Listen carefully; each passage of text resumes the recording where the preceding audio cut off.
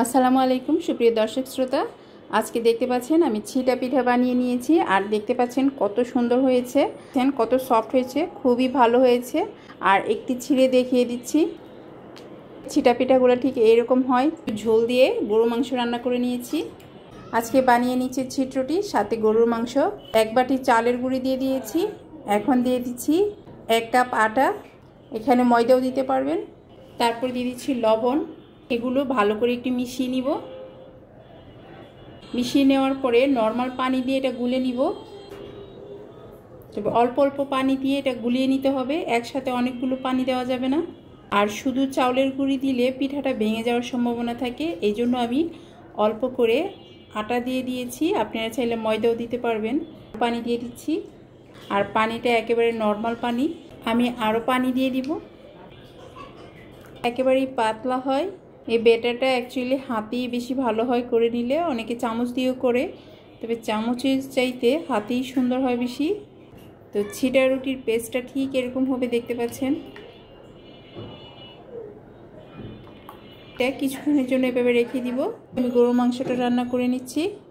এদিকে গরুর মাংসটা ভালো করে কষিয়ে নিয়েছি। পানি দিয়ে দিব, কারণ এটা আমি ছিট রুটি দিয়ে খাবো, তাই একটু পানিটা বেশি দিব। কষা মাংসের মধ্যে আমি পানি দিয়ে দিয়েছি ঝোলের জন্য। ছিটা রুটি দিয়ে খাওয়ার জন্য মাংসটা রেডি। নামিয়ে নিব। ব্রাশ দিয়ে তেল মেখে নিচ্ছি। ছিটা পিঠা আমি যেভাবে বানাই ঠিক ওভাবেই করছি।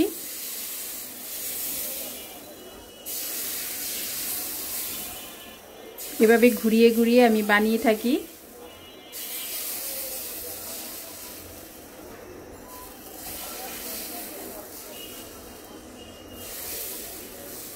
ঢাকনাটা দিয়ে দিব। তো দেখতে পাচ্ছেন পিঠাটা নিচের থেকে উঠে আসছে। তো ছিটা পিঠা এভাবেই হয়। তো এখন আমি এটার ভাঁজটা দিয়ে দিব। এদিকে একটু ধরে নিতে হবে, কারণ ছিটা পিঠাটা এদিকে একটু উঠে আসছিল। তো এখন দেখতে পাচ্ছেন ছিটা পিঠাটা রেডি হয়ে গেছে। আমি প্রতিটি ছিটা পিঠা বানিয়ে নিব। প্রতিটি পিঠা আমি সেম প্রসেসে বানিয়ে থাকবো।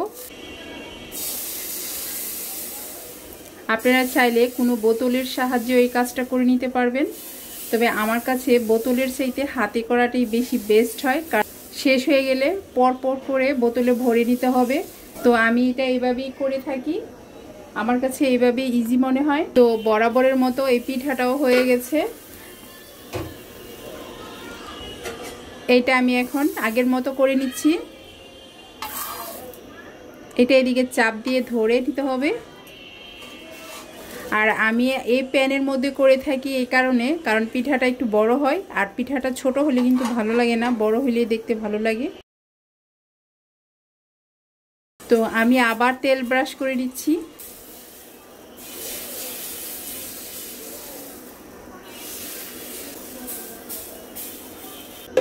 হয়ে গেছে। সুপ্রিয় দর্শক শ্রোতা, আমি একই প্রসেসে প্রতিটি পিঠা এভাবে বানিয়ে নিব। তো একে একে সবগুলো ছিটা পিঠা আমি বানিয়ে নিয়েছি। দেখছেন কত সফট হয়েছে, খুবই ভালো হয়েছে। তো ছিটা পিঠার সাথে গরু মাংস না হলে কিন্তু খেতে ভালো লাগে না। তো ঝোল দিয়ে গরু মাংস রান্না করে নিয়েছি, আর ঝোলটা একটু বেশি দিয়েছি, যেহেতু ছিটা পিঠা খাবো তাই একটু ঝোলটা বেশি দিয়েছি। তো অবশ্যই আপনারা আমাকে জানাবেন আমার ছিটা পিঠাটা আপনাদের কাছে কেমন লেগেছে। আর গরুর মাংসের ঝোলের কথা তো কিছু বলার নেই, আমরা সবাই জানি। তো আজ তাহলে এ পর্যন্তই। আল্লাহ হাফেজ।